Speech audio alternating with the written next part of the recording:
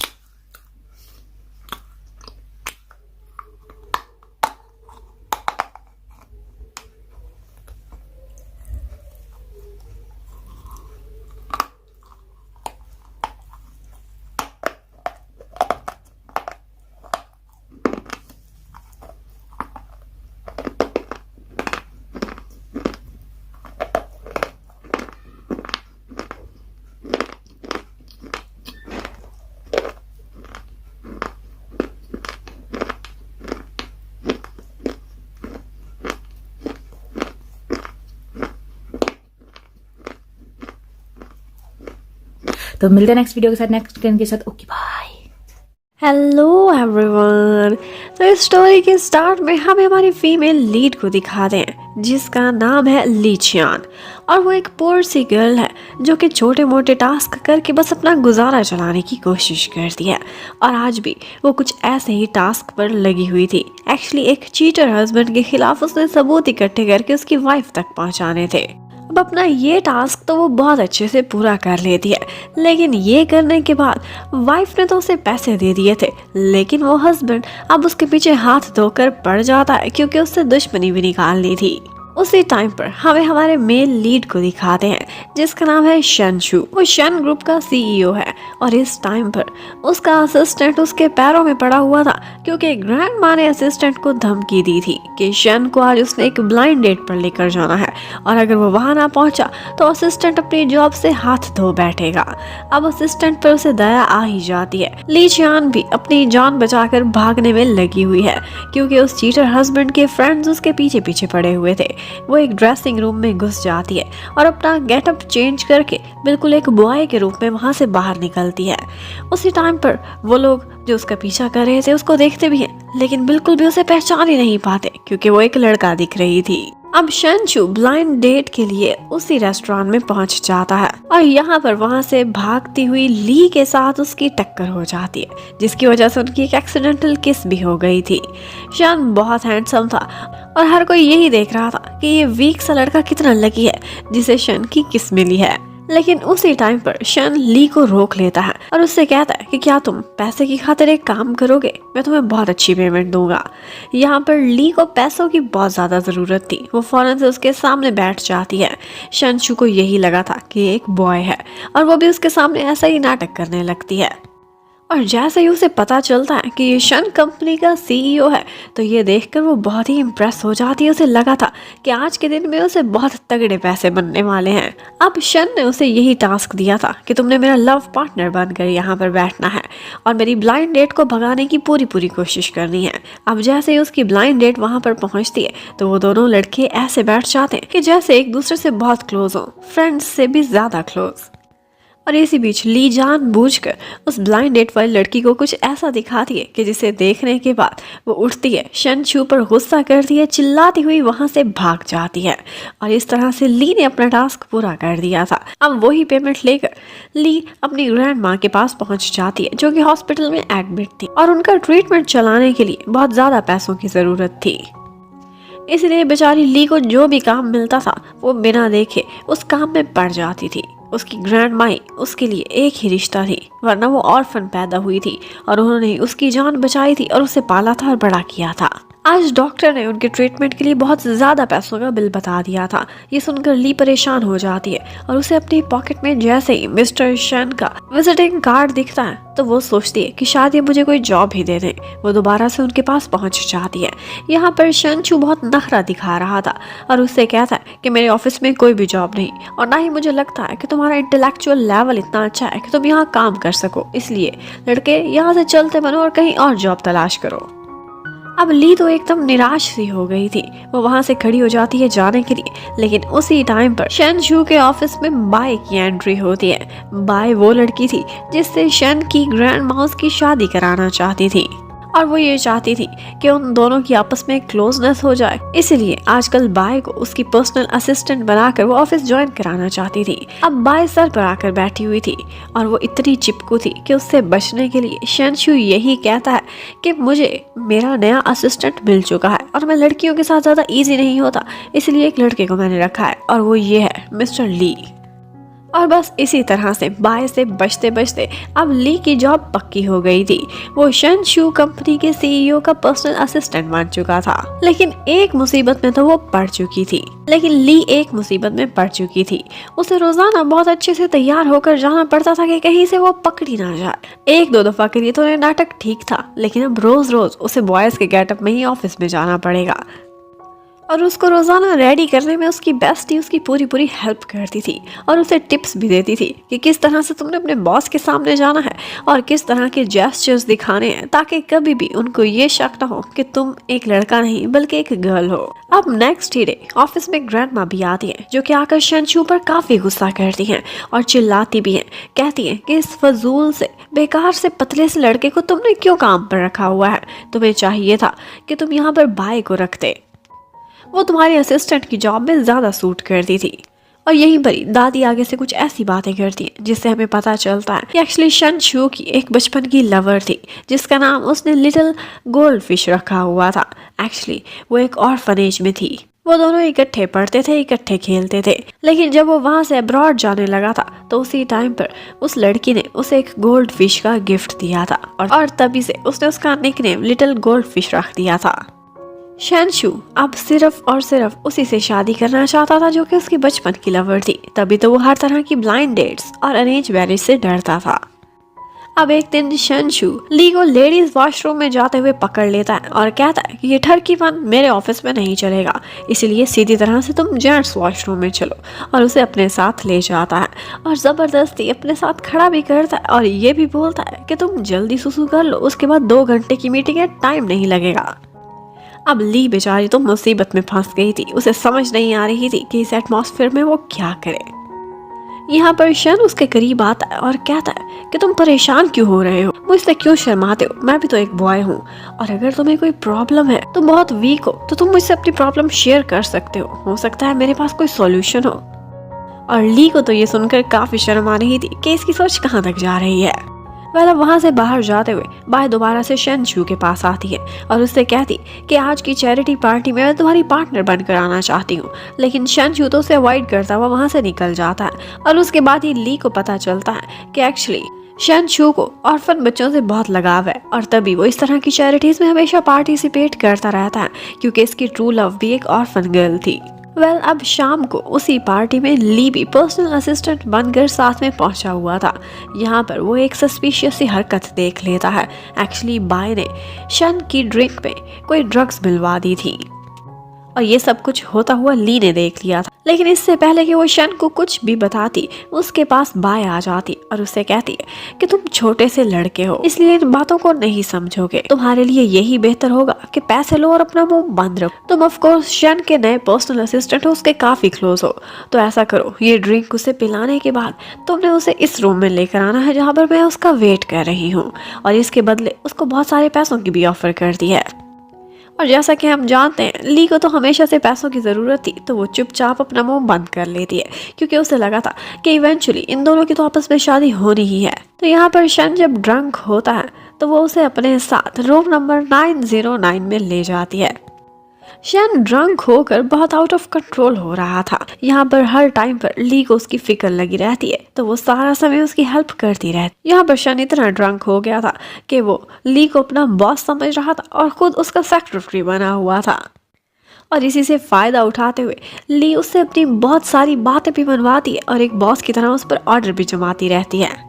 अब काफी देर इसी तरह से बीत चुकी थी, लेकिन ली हैरान थी कि अभी तक बाय यहाँ पर क्यों नहीं आई, और फिर इसी तरह से उन दोनों की आंख लग जाती है। जब नेक्स्ट मॉर्निंग आंख खुलती है तो शनशू तो खुश हो रहा था कि थैंक्स गॉड, एटलीस्ट मैं किसी लड़की के साथ नहीं बल्कि अपने पर्सनल असिस्टेंट के साथ ही होटल के कमरे में हूँ। और फिर इतने में ऊपर से बाय आ जाती है जो उन दोनों को वहाँ इकट्ठे देखकर बहुत चिल्लाती है। शन तो बहुत फायदा उठाने की कोशिश करता है और कहता है कि ये हम दोनों का पर्सनल मैटर है और तुम्हें क्या पता, शायद मुझे बॉयज में ज्यादा इंटरेस्ट हो। लेकिन ली तो यहाँ पर बाय के पीछे पीछे चली जाती है और उसे यकीन दिलाने की कोशिश करती है कि तुम ही कमरे में नहीं आई थी, और यहाँ पर उसे पता चलता है कि रूम नंबर 909 नहीं बल्कि 606 था, जिसमें सारी रात बाय बैठी अकेली ही उसका वेट करती रही थी। अब इतनी मेहनत की थी लेकिन फिर भी ऑफ कोर्स ली को पैसे तो मिलने वाले नहीं थे, तो यहाँ पर बाय वहाँ से निकल जाती है, लेकिन वो अभी भी ऑफिस में बार बार ली से बदला लेने की कोशिश करती रहती थी क्योंकि उसे लगता था कि इसकी जॉब चुराने में ली का हाथ है, वरना आज शायद वही पीए बनी हुई होती मिस्टर शन की। वो आज उससे बदला लेने के लिए उसे एक टास्क पर भेज देती है कि तुमने एक मिस्टर से जाकर एक कॉन्ट्रैक्ट साइन कराना है। लेकिन हैरत की बात थी कि कॉन्ट्रैक्ट साइन करने के लिए उसे एक क्लब में जाना पड़ेगा और वहां पर जो मिस्टर जिन था वो थोड़ा रंगीन मिजाज का था। ली तो बस जल्दी जल्दी अपना काम खत्म करके वहां से निकलना चाहती थी, लेकिन जिन उससे कहता है अभी ठहरो, हम थोड़ा एंजॉय तो कर लें। और उसी टाइम पर शन छू को भी अपने असिस्टेंट के थ्रू पता चल जाता है कि आज ली कहाँ पर गया हुआ है। उसे उसकी फिक्र होने लगती है क्योंकि उसे सिर्फ इतना ही पता था कि वो एक भोला भाला सा सीधा साधा सा और कम एज का लड़का है। वो मिस्टर जिन को अच्छे से जानता था तो वो उसे बचाने के लिए उधर को निकल पड़ता है। और जैसे ही ली को एक लीश पड़ने ही वाली थी उसी टाइम पर हमारे हीरो की एंट्री होती है कि एंड टाइम पर आकर ली को बचा लेता है। यहाँ पर मिस्टर जिन उस पर काफी गुस्सा करता है और उससे कहता है कि अगर तुम इतने ही बहादुर हो तो ठीक है, मेरे आदमियों से मुकाबला करो। यहाँ पर अब ली की खातिर शन भी आगे बढ़ता है और एक एक करके वहाँ के सारे बॉडीगार्ड्स की ठुकाई करके उन्हें साइड पर लगा देता है।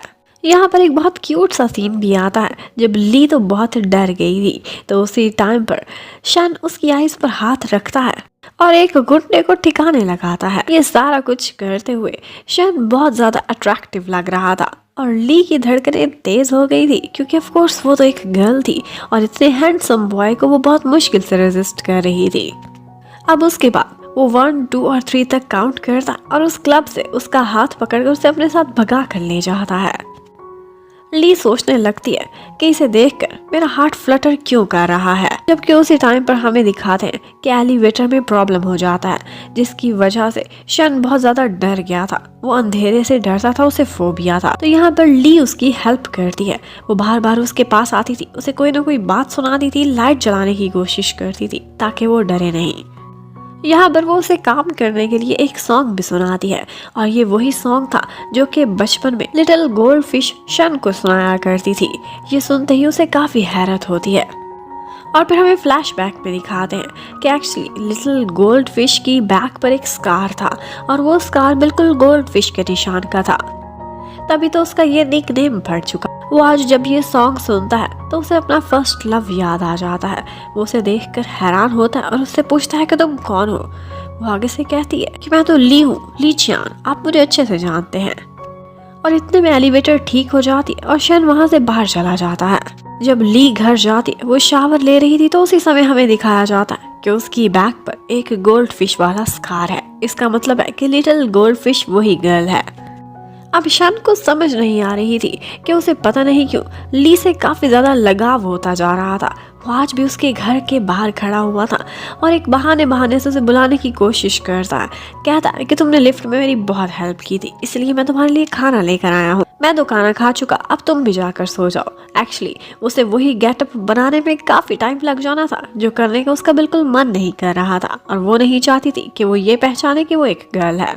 उधर बाय का गुस्सा देखने वाला था क्योंकि ली उसके बिछाए हुए जाल में से निकल गया था। अब वो ऑफिस में आती है और उस पर चिल्लाने लगती है, इवन कि वो उसके स्नीकर्स को भी काट के फाड़ के फेंक देती है। अब यहाँ पर बाय की और ली की काफी लड़ाई हो गई थी और ये सारा कुछ शन को भी पता चल जाता है। शन यहाँ पर आकर बाय को डांटता है और आइंदा मेरे पर्सनल असिस्टेंट से तुमने कोई भी बात नहीं करनी, जो भी चाहिए मुझसे डायरेक्ट बात करना। अब जब शन देखता है कि उस बेचारे ने फटे हुए स्नीकर्स पहने हुए हैं तो उसे उस गरीब पर बहुत तरस आता है। वो उससे कहता है कि हमारे कुछ क्लाइंट्स ने मेरे लिए शूज गिफ्ट में भेजे थे और वो नए स्नीकर्स हैं, इनमें से जो तुम्हारे साइज का है वो तुम आराम से रख लो। और ली जैसे ही उन स्नीकर्स को देखती है तो वो हैरान रह जाती है। वो इतने एक्सपेंसिव थे कि शायद वो अपनी पूरी साल की सैलरी में भी वो नहीं खरीद सकती। वो ये देखते ही खुश हो जाती है और फौरन से शूज पहनने लगती है, लेकिन यहाँ पर उसे लेसेस बंद करने नहीं आ रहे थे और ये करने में शनशू उसके पैरों में बैठकर उसकी हेल्प करता है। और यहाँ पर दोबारा से ली का हार्ट बहुत फ्लटर किया था क्योंकि उसके लिए कभी भी किसी लड़के ने ऐसा नहीं किया था। अब उसके बाद शन को आज इन्फॉर्मेशन मिलती है कि उसकी लिटिल गोल्ड फिश कहीं से मिल गई है, तो वो जल्दी जल्दी उसी लड़की की तलाश में एक नाइट क्लब में पहुंचता है। लेकिन इन दी एंड उसे पता चला था कि वो स्कार सिर्फ एक फेक टैटू था जो कि फौरन से मिट जाता है और ये देखकर वो परेशान हो गया था। लेकिन उस लड़की के साथ जो दूसरे बॉयज थे वो उसके पीछे पड़ जाते हैं उससे बदला लेने के लिए। अब यहीं पर ही ली चियान भी पहुंची हुई थी। वो यहाँ पर शन की हेल्प करने से खुद को नहीं रोक पाती, उसे एक साइड पर ले जाती है। अब एक लम्हे को तो शन हैरान रह गया था। उसे उसकी शक्ल कुछ जानी पहचानी दिख रही थी। फिर वो पहचान जाता है कि तुम ली चियान हो, तुम उसकी सिस्टर हो या तुम क्या चीज हो। और फिर एकदम से उसे रियलाइज होता है कि मैं समझ गया, तुम मेकअप के शौकीन हो और इस वक्त तुम एक गर्ल की गेटअप में हो। अब उसी समय शन को बचाते बचाते ली उसे एक किस भी कर बैठती है ताकि उसके पीछे पड़ने वाले लड़के उसका फेस ना देख सकें।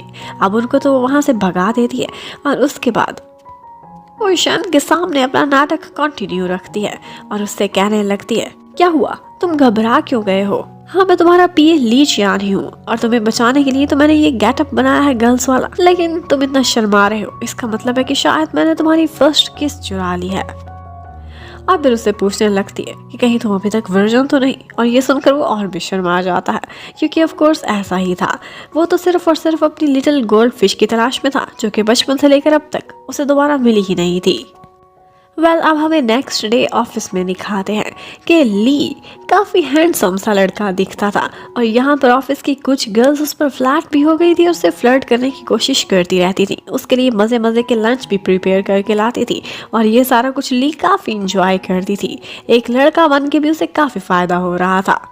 यहाँ पर एक गर्ल उसके लिप्स पर मॉइस्चराइजर लगा रही थी कि वहीं पर ही ऊपर से मिस्टर शन आ जाता है और उन दोनों को इस तरह से देखकर कहता है कि अगर ऑफिस में फ्लर्ट करोगे तो मैं दोनों को 500 का फाइन कर दूंगा। और ऑफ कोर्स इतना बड़ा फाइन सुनने के बाद ली के तो तन बदन में आग लग जाती है। वो जाकर मिस्टर शन से रिक्वेस्ट करने लगती है, लेकिन वो कहता है कि माना तुम शक्ल सूरत से अच्छे दिखते हो, लेकिन ये मत बोलो कि ये ऑफिस है।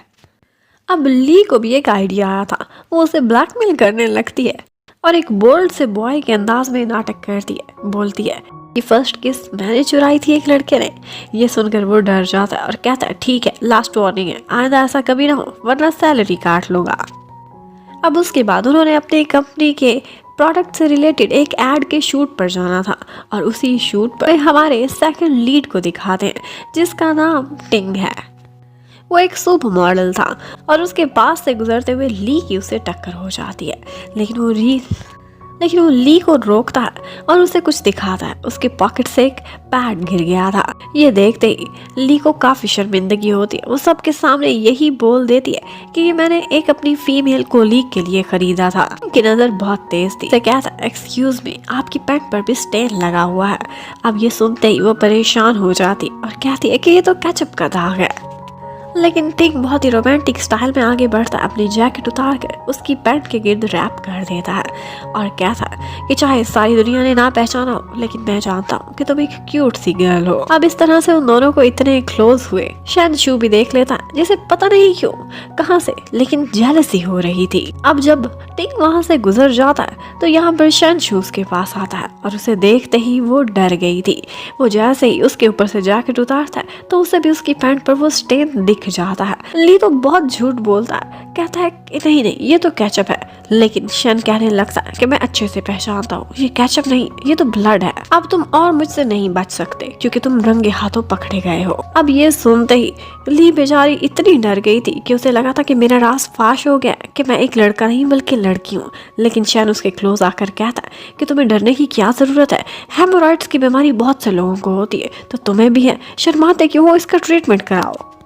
और साथ ही साथ उसे डांटता भी है कि तुम्हें परहेज भी करनी चाहिए। देखो, कल ही तुम एक फीमेल कोलीग से लेकर उसकी फिश खा रहे थे, तो ये तो होना ही था। अब एक दफा तो ली की जान छूट गई थी। अब जब वो शूट पर खड़ी हुई थी तो वहां पर भी टिंग एक दो दफा आकर उससे बात करने की कोशिश करता है क्योंकि टिंग को वो लड़की बहुत इंटरेस्टिंग और बहुत क्यूट दिख रही थी। यहाँ पर उस एड में एक लिप प्रिंट की जरूरत थी टिंग के फेस पर, तो उसकी चीख पर कौन किस करेगा। लड़कियों की तो लंबी कतार लगी हुई थी, लेकिन वो कहता कि कोई भी गर्ल मेरे करीब ना आए क्योंकि ये बॉय ये ड्यूटी करने वाला है, और वो जानबूझकर ये ड्यूटी ली के जिम्मे लगा देता है। अब ली मना भी नहीं कर सकती थी क्योंकि वो तो एक लड़का बनी हुई थी। अब वो उसे लिपस्टिक लगा देते हैं और बार बार उससे शूट लेते हैं। हर दफा टिंग यही कह देता था कि शूट अच्छे से नहीं लिया गया, और इसी बहाने वो बहुत सारी किसेस अब तक ली से इकट्ठी कर चुका था। और इन दी एंड लास्ट वाली किस जो वो उससे अपनी चीख पर कराता वो काफ़ी रोमांटिक स्टाइल में थी, और ये सारा कुछ शन ने भी देख लिया था, और शन गुस्से में आकर उस पर काफ़ी चिल्लाता है, और उसके हाथ में उस वक्त हेमोरॉइड की मेडिसिन भी थी। अब ऑल तो उसकी नज़र में ली तो एक लड़का था, लेकिन फिर भी पता नहीं क्यों उसे जेलसी हो रही थी। वो उसे कहने लगता है कि तुम बहुत इंजॉय कर रहे थे ना उस टिंग के साथ, तुम्हें कुछ सोचना चाहिए। कभी तुम गर्ल्स के साथ फ्लर्ट करते हो तो कभी सुपरस्टार्स के साथ, कोई तो लिमिट होनी चाहिए, बिलो द बेल्ट हरकतें मत करो। और फिर पनिशमेंट के तौर पर उसको यही ऑर्डर करता है कि तुम 3 दिन तक ऑफिस में सारे के सारे टॉयलेट्स को साफ करोगे। और वो बेचारी ये काम करते हुए अपनी नाक पर हाथ रख के खड़ी हुई थी, लेकिन फिर भी उसे बार बार स्माइल करनी पड़ती थी क्योंकि पैसों की ज़रूरत थी और बॉस को नाराज़ करना वो अफोर्ड नहीं कर सकती थी। लेकिन जब से उसने इतनी दफा ली को टिंग किस करते हुए देखा था, तो उसके माइंड में पता नहीं क्यों बार बार ली के लिप्स ही आए जाते थे। वो जहाँ जाता था बस उसे उसके लिप्स दिखाई देते थे। उसे समझ नहीं आ रही थी कि एक लड़के के लिए इस तरह का फोबिया मुझे क्यों हो रहा है, लेकिन शायद कहीं ना कहीं उसका मन जान चुका था कि वो एक लड़का नहीं बल्कि लड़की है। अब उसके बाद आज शाम सारे कोलीग्स एक पार्टी पे गए हुए थे और वहाँ पर सारे लोग यही बोल रहे थे कि जो हमारा नया कोलीग है ली, ये लड़का बहुत ही क्यूट है, लेकिन ये कहीं से भी मैस्कुलाइन नहीं दिखता। ये तो बहुत स्वीट सा लगता है और लगता है काफी वीक भी है, इसे थोड़ा ज्यादा खाना पीना चाहिए। लेकिन ये सुनते ही ली को गुस्सा आ जाता है। वो थोड़ा ड्रंक भी थी तो वो सबके सामने बॉयज की तरह की एक्टिंग करने लगती है और बहुत बड़ी बड़ी बड़के भी मारती है। कहती है कि जिस लड़की को मैं एक दफा देख लूं वो मेरी दीवानी ना हो जाए, ये तो हो ही नहीं सकता। और अब तक पता नहीं कितनी अपनी गर्लफ्रेंड्स भी गिनवा देता है। अब सभी उसे चैलेंज करते हैं कि ठीक है, फिर हमारी नजरों के सामने तुम एक गर्ल के साथ फ्लर्ट तो करके दिखाओ, देखते हैं वो तुम्हें क्या रिस्पॉन्स देती है। और ये देखते अब ली वहीं से ही बाहर जाती हुई एक लड़की की तरफ इशारा करता है और कहता है कि ठीक है, फिर मैं इसे पटा के दिखाता हूँ, वो भी 2 मिनट में। एक्चुअली वो उसकी अपनी फ्रेंड थी जिसे उसने वहाँ पर हेल्प के लिए बुलाया हुआ था। वो अपनी बेस्टी को 2 मिनट में ही उसी होटल के एक रूम में लेकर चला जाता है। अब सबको यही लग रहा था कि वाह, इसकी स्किल्स तो बहुत कमाल की हैं। लेकिन पता नहीं क्यों बॉस शनचू को काफी गुस्सा आ रहा था। वो बाकी कोलीग्स को उनके कमरे के दरवाजे के बाहर से हटा देता है और फिर दरवाजा तोड़ता हुआ अंदर चला जाता है। अब उसे पता चल गया था कि ली तो बहुत आराम से बैठा खाना खा रहा है, जबकि बाकी की सारी नॉइसेस वो लड़की अकेली ही क्रिएट कर रही थी। अब वो उस गर्ल को तो पैसे देकर वहां से निकाल देता है और उसके बाद ली के करीब आता है और उससे कहता है कि देखो, अगर तुम में कोई प्रॉब्लम है, कोई भी कमजोरी है, तो उसे छुपाने की कोई जरूरत नहीं। इस तरह की बीमारियों का इलाज हो सकता है। अब ली को दोबारा से बहुत शर्म आ रही थी कि क्या क्या सोच रहा है। इतने में वहाँ पर थंडरस्टॉर्म होता है जिसकी वजह से ली बहुत ज्यादा डर जाती है। यहाँ पर शनचू उसके करीब आता है और उसकी आइस पर हाथ रख देता है और उससे कहता है कि डरने की कोई जरूरत नहीं, क्योंकि ये देखकर उसे अपनी लिटिल गोल्ड फिश याद आ रही थी जो कि हमेशा बादलों के गरजने पर इसी तरह से डर जाया करती थी। लेकिन वो सोचने लगता है कि ये तो एक बॉय है। उसने गोल्ड फिश जार में भी रखी हुई थी और वो अक्सर उससे बातें भी किया करता था। वो यही सोचने लगता है कि मुझे पता नहीं क्यों एक लड़के की तरफ क्यों अट्रैक्शन हो रही है। ये सोचकर वो एक साइकेट्रिस्ट के पास चला जाता है और उससे यही डिस्कशन करना चाहता था कि पहले तो ऐसा कभी नहीं हुआ था, लेकिन अब ऐसा क्यों हो रहा है कि मुझे एक लड़का अच्छा लगता है। अब ये सुनते ही जो डॉक्टर थोड़ा दूसरी टाइप का था वो खुश हो जाता है और कहता है कि मिस्टर हैंडसम, क्या तुम्हें मुझ में भी कोई अट्रैक्शन फील हो रही है। और ये सुनते ही शनचू तो वहाँ से बाहर की दौड़ लगा देता है और बस ये सुनते ही शनचू अपनी इज्जत बचाकर वहाँ से दौड़ने की करता है। लेकिन उसी हॉस्पिटल में हमें दिखाते हैं कि ली भी खड़ी हुई है और उसकी किसी से लड़ाई हो रही थी क्योंकि किसी पेशेंट ने उसकी ग्रैंडमा से बदतमीजी की थी। अब जैसे ही वो पेशेंट ली पर हाथ उठाने वाला था तो उसी समय शनचू वहाँ पहुँच जाता है और उसका हाथ पकड़कर तोड़ मरोड़ देता है, जो कि उसके पर्सनल असिस्टेंट पर उठने वाला था। और उसके साथ ही जैसे उसे पता चलता है कि ली की ग्रैंडमा यहाँ पर बीमार है तो वो कहता है कि इनके लिए एक VIP रूम अरेंज करना मेरी जिम्मेदारी है। यहाँ पर उनके लिए रूम का तो अरेंज हो गया था। ये सुनते ही ली इतनी खुश हो जाती है